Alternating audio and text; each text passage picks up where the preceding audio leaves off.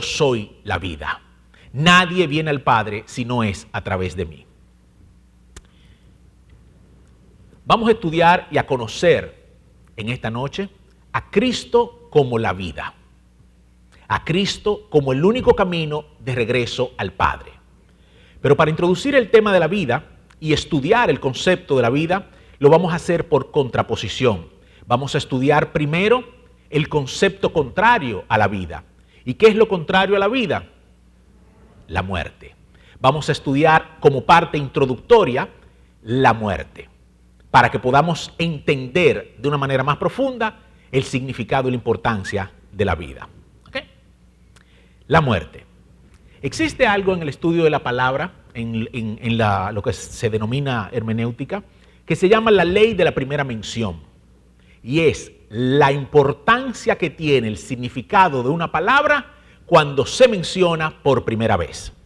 A partir de esa primera mención en la palabra de Dios, el significado cubre, arropa, moldea los demás significados hasta Apocalipsis. ¿Ok? Eso se denomina la ley de la primera mención. Entonces siempre es importante ver cuándo es la primera vez que una palabra se menciona y en qué contexto se mencionó y qué significó cuando se mencionó. Entonces, partiendo de eso, vamos a ver cuándo se menciona por primera vez la palabra muerte. Y eso nos lleva a Génesis 2, versículos 16 y 17. Génesis 2, 16 y 17 dicen lo siguiente. Y mandó Jehová Dios al hombre diciendo, de todo árbol del huerto podrás comer, mas del árbol de la ciencia del bien y del mal no comerás, porque el día que de él comieres, ciertamente, o sea, eso es contundente, eso es inequívoco, eso es invariable, eso es inalterable, ciertamente morirás. Es la primera vez que la palabra muerte, que el concepto muerte es introducido en la Biblia. Y fue en el jardín del Edén, en un estado de perfección humana, en un estado de conocimiento y de intimidad con Dios, donde Dios le dice a Adán y a Eva, ciertamente morirás. Había un decreto, había una sentencia establecida si se transgredían unos límites, si se violaba una norma. Entonces, desde la perspectiva de Dios, ¿cuál es entonces la causa de la muerte? ¿Qué introduciría o produciría la muerte en los seres humanos? Correcto. Un pueblo instruido, gloria a Dios. De la declaración contenida en Génesis 2, 16 y 17, podemos deducir, sin temor a equivocarnos, que la muerte es causada por la desobediencia a Dios, por la transgresión de su ley. Mientras no hubo desobediencia, mientras no hubo transgresión, no hubo muerte. Vamos a definir entonces qué es la muerte. ¿Qué era lo que se le estaba diciendo que iba a suceder si ellos transgredían la ley? La RAE, la Real Academia de la Lengua Española, define la muerte de una manera muy sencilla. Dice que la muerte es el fin de la vida, punto. Así quisiera yo que yo definiera muchas otras cosas, pero ¿verdad? Por lo menos esta la define así, fin de la vida. Y aunque eso es concreto, al buscar un par de definiciones más, encontramos unos ámbitos más profundos y específicos que vamos a desglosar. El diccionario virtual Wikipedia lo define de la siguiente manera. Dice, la muerte es un efecto terminal e irreversible que resulta de la extinción del proceso homeostático en un ser y por ende es el fin de la vida. El proceso homeostático es aquel estado de armonía entre todos los organismos del cuerpo que permiten que un ser viviente permanezca vivo, en perfecto funcionamiento. Entonces este diccionario dice que llega un momento en que ese proceso colapsa y acontece algo, y ese algo se denomina muerte, y ellos dicen que es irreversible y es el fin de la vida. Estas definiciones nos llevan necesariamente a tres conceptos o tipos de muerte desde una cosmovisión bíblica. Primero, muerte biológica. Es la conclusión de la actividad biológica o el cese de la existencia humana. Gloria a Dios. ¿No te tenían que hacer? Gloria a Dios. Es la conclusión de la actividad biológica o el cese de la actividad humana. Cuerpo. La muerte espiritual se refiere al estado de separación que se produce entre el hombre y Dios como consecuencia directa del pecado. Espíritu. Y la muerte moral se refiere a la incapacidad del ser humano de vivir conforme a la ley de Dios, el alma. La muerte abarca cada una de las áreas del ser humano, espíritu, alma y cuerpo. El hombre ciertamente murió cuando sus padres transgredieron la ley. Y el hombre permanece muerto en desobediencia al mantenerse en la transgresión de la ley y al no haber sido redimido y restaurado en Cristo Jesús. Espíritu, alma y cuerpo, el ser humano tripartito, muerto en cada una de sus áreas. ¿Cuál es la condición espiritual de todo ser humano sin Cristo? Dice Efesios 2, del 1 al 3, y Él os dio vida a vosotros, cuando estabais muertos en vuestros delitos y pecados, en los cuales anduvisteis en otro tiempo, siguiendo la corriente de este mundo, conforme al príncipe de la potestad del aire, el espíritu que ahora opera en los hijos de desobediencia, entre los cuales también todos nosotros vivimos en otro tiempo, en los deseos de la carne, haciendo la voluntad de la carne y de los pensamientos, y éramos por naturaleza, ojo, por naturaleza, hijos de ira, lo mismo que los demás. El apóstol nos revela en esa carta a los Efesios, el Espíritu a través del apóstol nos revela lo siguiente. Nos dice que estábamos muertos en delitos y pecados. Es decir, que el ser humano, por más bonito que nazca, por más deseo que usted le dé de comérselo, por más que usted lo añoñe, nace muerto espiritualmente hablando. Y no solamente muerto, sino muerto en delitos y pecados. Esa cosita preciosa está muerta en delitos y pecados, dice la palabra de Dios. Pero dice también que Dios nos da vida en Cristo Jesús. Y solo se le da vida a algo o a alguien que está muerto. Al que está vivo no hay que revivirlo. Está vivo. Se le da vida, se revive a lo que está muerto. Pero dice que sin Cristo vivimos conforme a la corriente del mundo y del príncipe de la potestad del aire. Usted hace lo que quiere, usted hace lo que piensa, usted hace, habla, dice lo que siente conforme a sus deseos, a sus pasiones, a sus sentidos. Pero dice la palabra de Dios que eso nos lleva a ser hijos de ira. Ira en el contexto bíblico es condenación. La ira de Dios cayó sobre la humanidad a consecuencia del pecado.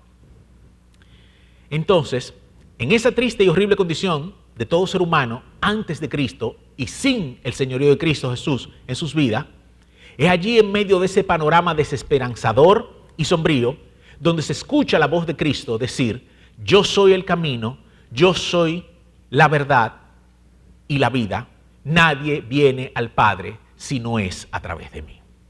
Y es precioso e importante acotar ese último señalamiento en medio de esta declaración: yo soy el camino, yo soy la verdad y yo soy la vida.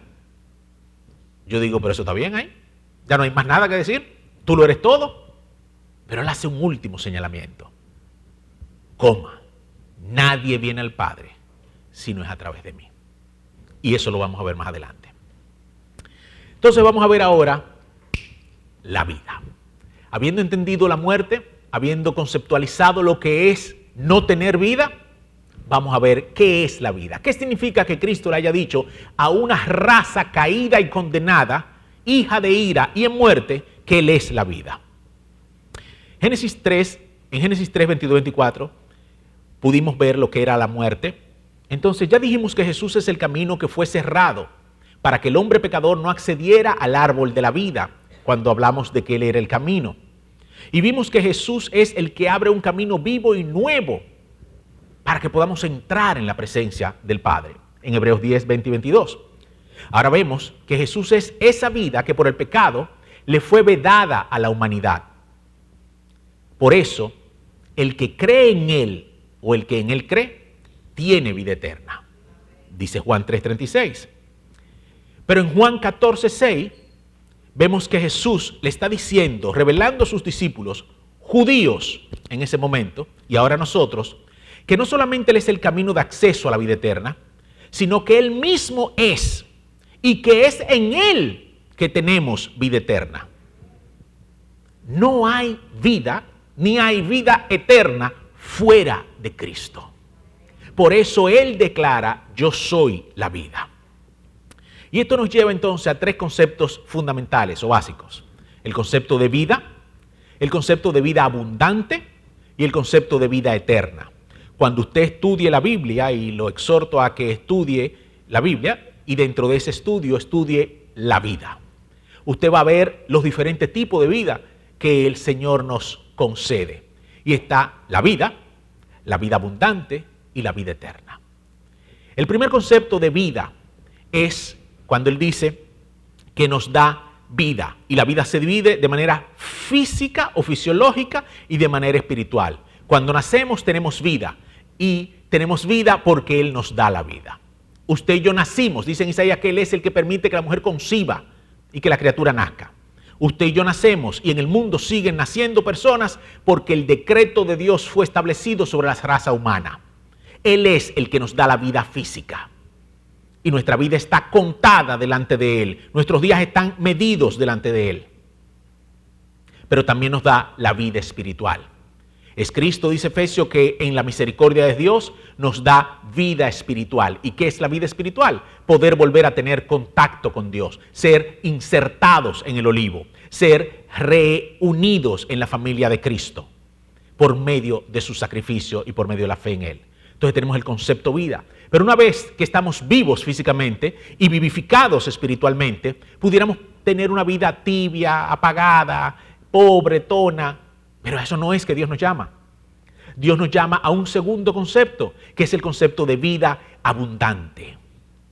Y estudiamos en un compartir hace un par de semanas, se llama así mismo la prédica Vida Abundante. Y el Señor nos llevaba a desglosar la obra del Espíritu Santo en Isaías 61 y la declaración de Él cuando dijo, el Espíritu de Jehová está sobre mí, he venido, y ahí narra lo que ha venido. Pero vimos que en el versículo 3 o 4 dice que anunciaba a los afligidos de Sión, y eso somos usted y yo, que se nos diera gozo, alegría y gloria en vez de espíritu angustiado. Usted puede estar vivo espiritualmente hablando, usted puede estar vivo físicamente hablando, pero ser de los afligidos de Sión. Y Cristo dice, no. Un hijo mío no debe vivir en aflicción. Puede atravesar la aflicción. Esta leve tribulación momentánea produce en nosotros un mayor peso de gloria. Porque lo que Dios declaró a través del profeta Isaías era que se le diera a su pueblo gozo, alegría y gloria. El creyente está llamado a vivir una vida abundante, plena desde la perspectiva de Dios. El apóstol Juan le decía a Gallo, si no me equivoco, que sea prosperado en todo, así como prospera tu alma. Porque para Dios, desde la perspectiva bíblica, la prosperidad, la abundancia, viene desde adentro hacia afuera. Entonces tenemos vida y tenemos vida abundante, pero tenemos un tercer concepto que trasciende todo lo que es la religiosidad tradicional y en ese momento rompía con toda la religiosidad de la cuenca del Mediterráneo, que es la vida eterna. Cristo no nos habla de reencarnación. Cristo nos habla de resurrección.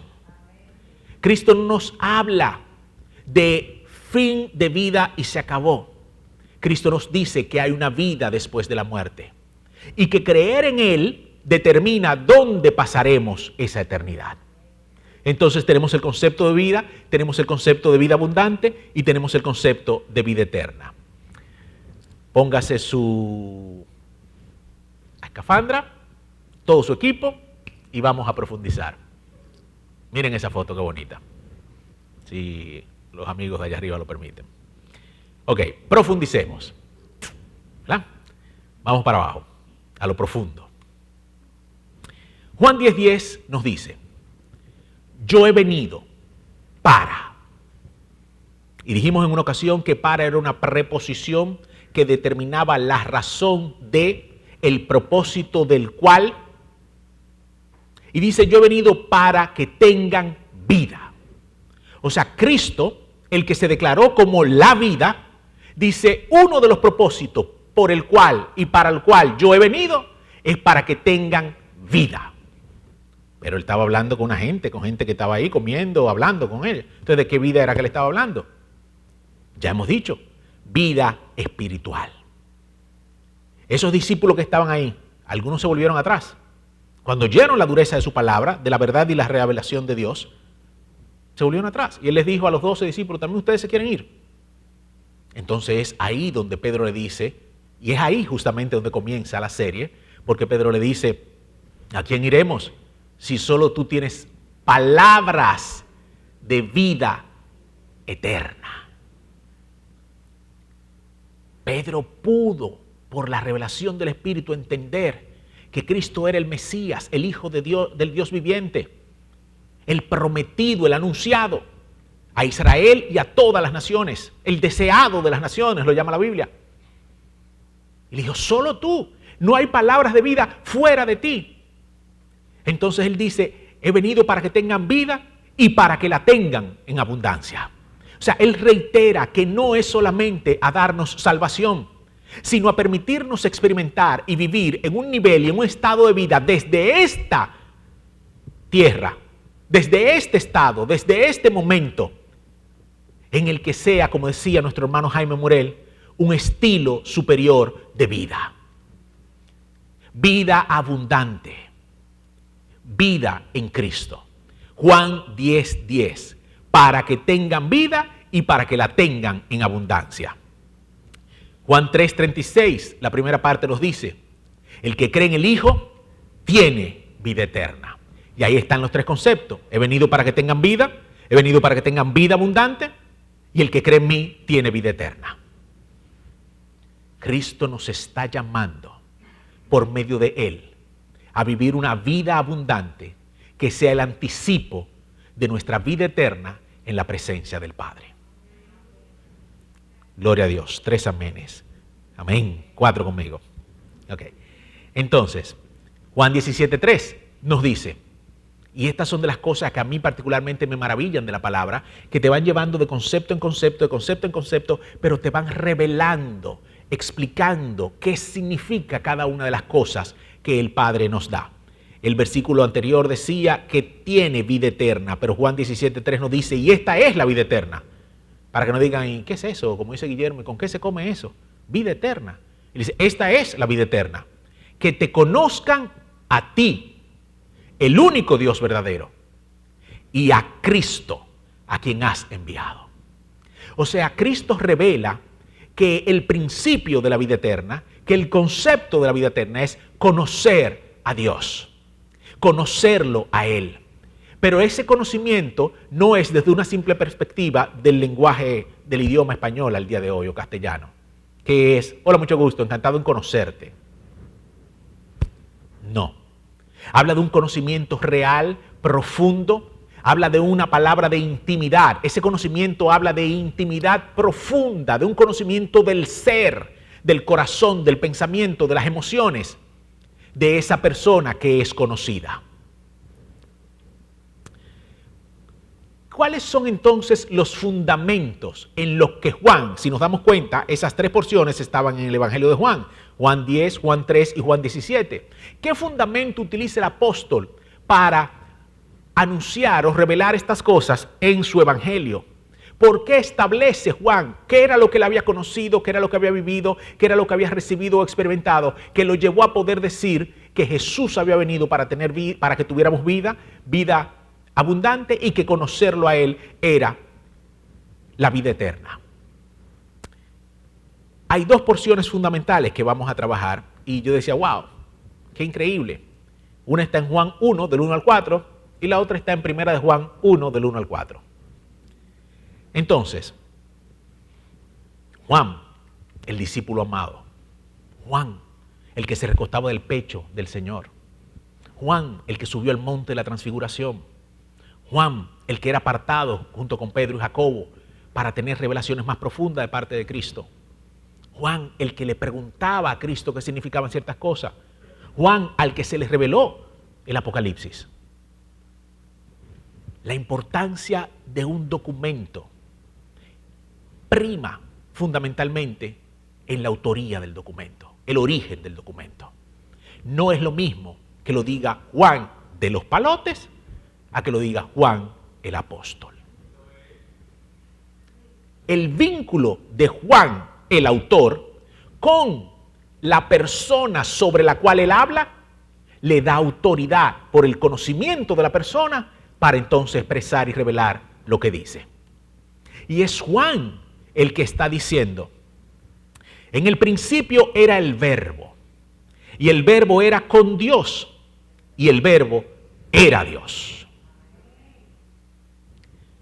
Este era en el principio con Dios. Todas las cosas por Él fueron hechas, y sin Él nada de lo que ha sido hecho fue hecho. En Él estaba la vida, y la vida era la luz de los hombres. Juan está diciendo que el Verbo de Dios era Dios, que el Verbo de Dios es Dios, que el Verbo de Dios existe desde el principio y que estaba con Dios y que por medio de Él todo lo que existe fue hecho. Pero no solamente nos revela eso, sino que nos dice que en Él, en el Verbo, estaba la vida. Cristo dice: yo soy la vida. Y Juan nos dice: en Él estaba. Toda la capacidad biológica, espiritual, fisiológica, existencial del ser vivo está en Cristo Jesús. Es Juan que está revelándonos que todo lo que existe fue hecho por Él y a través de Él. Y Pablo añade: y para Él.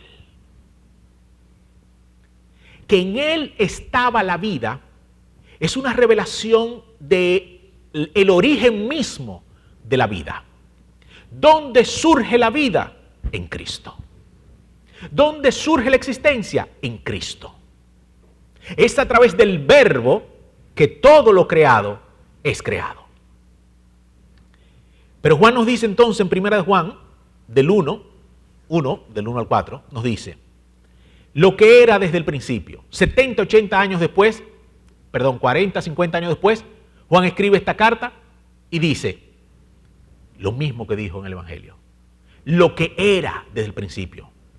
Era sumamente importante para Juan reiterar en ese momento, como lo es para nosotros aprendernos, que la preexistencia de Cristo, la existencia de Cristo desde el principio es fundamental y es un pilar de la fe cristiana. Cristo es Dios. Si es Dios, es eterno. Si es eterno, existe desde siempre. No fue creado, sino fue el creador de todas las cosas. Entonces dice lo que era desde el principio, lo que hemos oído, lo que hemos visto con nuestros ojos, lo que hemos contemplado y palparon nuestras manos tocante al Verbo de vida. O sea, iglesia, Juan está diciendo que el verbo vida se materializó. Que la vida, la existencia misma, se hizo carne. Y ellos la palparon, la abrazaron, la olieron, la sintieron, la palparon, la vieron, la oyeron. La vida habló, se movió, se dejó tocar, amó y se dejó amar, enseñó a amar y dio vida. Juan está diciendo, porque la vida fue manifestada y la hemos visto y testificamos y os anunciamos la vida eterna. O sea, Juan está diciendo, en esta persona, en Cristo Jesús, se manifestó la vida. Pero no solamente la vida, sino la vida eterna, la cual estaba con el Padre y se nos manifestó. Lo que hemos visto y oído, esto os anunciamos, para que también vosotros tengáis comunión con nosotros. Sin vida no podemos tener comunión con Dios. Para que tengan también comunión con nosotros, y nuestra comunión verdaderamente es con el Padre y con su Hijo Jesucristo. Estas cosas os escribimos para que vuestro gozo sea cumplido. Vamos a desarrollar rápidamente algunos conceptos. Juan 1, del 1 al 4 nos dice: en el principio era el verbo era con Dios y el verbo era Dios. Esto quiere decir que Cristo, como hemos dicho, es eterno y preexiste. Este era en el principio con Dios. Era Dios y estaba con Dios como una persona distinta al Dios mismo. Padre e Hijo. Y ahí empieza a revelarse el misterio de la Trinidad. Y sigue diciendo: todas las cosas por Él fueron hechas y sin Él nada de lo que ha sido hecho fue hecho. Cristo no solamente es el origen de todo lo que existe, sino que sin Él no hubiera sido creado. Y sigue diciendo: en Él estaba la vida y la vida era la luz de los hombres. Sin vida no hay luz. Sin luz hay tinieblas. Tinieblas, sinónimo de muerte. Juan 1, primera de Juan 1, del 1 al 4 dice: lo que era desde el principio, lo que vimos, lo que oímos, lo contemplado, lo palpado, tocante y relativo al verbo de vida. La vida se nos manifestó. Quiere decir, lo hemos visto y por esto testificamos. Usted va a testificar con poder y gloria de aquello que ha podido experimentar. Usted puede anunciar la palabra de Dios porque la ha creído. Pero hay un nivel más profundo y es cuando esa palabra se ha hecho vida en usted. Y usted puede testificar de lo que ha visto, de lo que ha palpado, de lo que ha olido, de lo que ha conocido, de lo que ha experimentado. La vida estaba con el Padre y por medio de esta verdad es que podemos tener comunión entre nosotros, con el Padre y con el Hijo. Vamos a analizar brevemente otros pasajes para concluir lo que es la idea de la vida. Juan 3:16 dice: porque de tal manera amó Dios al mundo que ha dado a su Hijo unigénito, para que todo aquel que en Él cree no se pierda, mas tenga vida eterna. Dios dio a Cristo, envió a Cristo. Cristo vino para que la raza humana condenada, enemistad con Dios, alejada de los pactos y las promesas, como dice la palabra, pudiera ser reconciliada con Dios. Es Dios mismo el que nos busca. Es Dios mismo el que provee el medio para la reconciliación de la raza humana. Es Dios el que no quiere que usted y yo seamos condenados. Es Dios el que anhela, porque nos ama, que estemos reconciliados con Él. Por amor, Dios nos da la posibilidad de volver a vivir. Por medio de la fe en Jesucristo, es decir, creer en Él y confesarle como Señor y Salvador, nos faculta, nos pone en condición y en capacidad de vivir la vida eterna. Juan 5:24 dice: de cierto os digo, el que oye mi palabra y cree al que me envió, tiene vida eterna, y no vendrá a condenación, mas ha pasado de muerte a vida. Nos dio su palabra y nos dice que creerle al Padre, quien nos manda a creer en Él, es tener vida eterna, no tener condenación y pasar de ese estado de muerte que vimos en Efesios a vida. Juan 5:25 nos dice: de cierto os digo, viene la hora y ahora es, cuando los muertos oirán la voz del Hijo de Dios y los que la oyeren vivirán. Cristo está revelando que llegó un momento, una hora específica, un tiempo determinado, a partir del cual los muertos físicos y espirituales oirían la voz de Dios. Pero es precioso ver cómo ese punto y coma separa una conceptualización. Nos dice: cuando los muertos oirán la voz del Hijo de Dios y los que la oyeren vivirán. Por eso Él decía: el que tenga oídos para oír, que oiga. Usted puede pararse de esa silla y decir: cuántos disparates, qué pérdida de tiempo.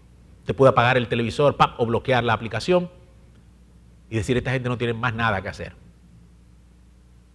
Usted está muerto, al igual que otro que no ha conocido a Cristo, y decidió no escuchar. No se trata solo de oír, sino de escuchar, y al escuchar creer. Dice que los muertos oirán, y aquellos muertos que decidan escuchar tendrán vida. Vivirán. Juan 14:7 dice: si me conocieseis, también a mi Padre conoceríais, y desde ahora lo conocéis y lo habéis visto. Y este versículo es precioso porque en ese mismo contexto, Juan 14, hablando justo el versículo después, dice que si me conocieseis, si tienes intimidad conmigo, si conoces mi naturaleza, mis atributos, mi forma de ser, de pensar, de accionar, conoces al Padre. Cristo dice, yo soy el camino, la verdad y la vida. Nadie viene al Padre si no es a través de mí. Si me conocieseis, también a mi Padre conoceríais, y desde ahora le conocéis y le habéis visto. O sea, Cristo está diciendo, el que me conoce a mí, conoce al Padre, porque Él es la revelación del Padre. Él es el rostro visible del Dios invisible. Y dice la palabra de Dios en Colosenses 2:9, porque en Él habita corporalmente toda la plenitud de la deidad. Toda la divinidad de Dios, toda la naturaleza divina de Dios habita corporalmente en Cristo Jesús. Entonces, Él es la vida. Juan 3, 17 al 18 dice, porque no envió Dios a su Hijo al mundo para condenar al mundo, sino para que el mundo sea salvo por Él. El que en Él cree no es condenado, pero el que no cree ya ha sido condenado, porque no ha creído en el nombre del unigénito Hijo de Dios. Y cuando nos dice que no envió Dios a su Hijo al mundo para condenar al mundo, es porque no se condena lo que ya está condenado. No se mata lo que ya está muerto. Nacemos muertos en delitos y pecados. Por cuanto todos pecamos, estamos destituidos de la gloria de Dios. Es decir, que estamos condenados. Entonces nos revela que Dios envió a Cristo para que el mundo fuera salvo por medio de Él. Para que tuviera vida y vida abundante. Él dice, yo no vengo a juzgarlos. Mis palabras los juzgan. ¿Cuáles palabras? Esa misma palabra que unos cuantos muertos decidieron no escuchar. Esa misma palabra que muchas veces nosotros queremos ignorar. Esa misma palabra la que decimos, no, pero eso es que no puede ser así. No, pero ustedes como que exageran un poco. Yo me río a veces cuando estamos leyendo un texto en español, claro, no en griego ni en hebreo, y después que se termina de leer, alguien osa decir, no, pero es que yo opino. O sea, sí, usted tiene derecho a opinar, pero yo creo que debería haber unos segundos de reverencia entre su opinión y lo que acabamos de leer. La palabra de Dios es clara. ¿Para quién no es clara? Para el que no quiere escuchar. Ah, pero yo la leo y no la entiendo. Sígalo leyendo. Yo leo el libro de álgebra de Baldor y no entiendo nada. Nada. A más X más B al cuadrado más Z. Busco quien me explique y buscaba al profesor Víctor Páez en primero de bachillerato para que me explicara y me diera tutoría. Y doña Sara me dio tutoría durante 3 meses. Usted no entiende la palabra, pero usted quiere conocerla, busque a quien se le explique. Busque a quien se le explique. Porque la revelación de Dios es para vida, para aquellos que quieren escuchar y deciden creerla. Juan 5:26 nos dice, porque como el Padre tiene vida en sí mismo, así también ha dado al Hijo el tener vida en sí mismo. Y eso es exactamente lo que Juan decía. En Él estaba la vida y la vida era la luz de los hombres. Jesús concluye diciendo, yo soy el camino, yo soy la verdad y yo soy la vida. Y en estos 3 conceptos, de una manera u otra, desde el camino, la verdad y la vida, el propósito de Dios es reconciliar a la raza humana a través de Cristo Jesús con su Creador. Es traer a la raza humana desperdigada, siendo peregrina y extranjera, a vivir, a habitar, a morar con Dios a través de Cristo Jesús. El propósito de Dios en Cristo Jesús es darnos vida, vida abundante y vida eterna. Entonces Cristo termina diciendo, nadie viene al Padre si no es a través de mí. Sencillamente no hay otro camino al Padre. Sencillamente ese es el principio de exclusividad del cristianismo que molesta, que perturba, que irrita a las demás religiones. Por eso, y con ese solo versículo, podemos esclarecer que ni la unidad religiosa ni el secularismo son ni entran dentro del propósito de Dios para su iglesia. Cristo es el camino, Cristo es la verdad y Cristo es la vida. Nadie viene al Padre si no es a través de Él. Vamos a orar. Señor, bendecimos tu nombre y te damos gracias porque no hay nadie como tú. Porque tú eres el Dios eterno, soberano, verdadero. A ti te ha placido. Desde la eternidad, dice tu palabra, que este es el Cordero inmolado de Dios desde antes de la fundación de los tiempos. Gracias, Padre, porque no te quedaste tranquilo.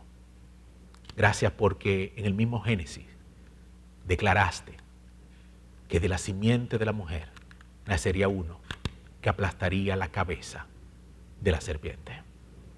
Gracias porque el acta de decretos que nos era contraria fue clavada en la cruz del Calvario.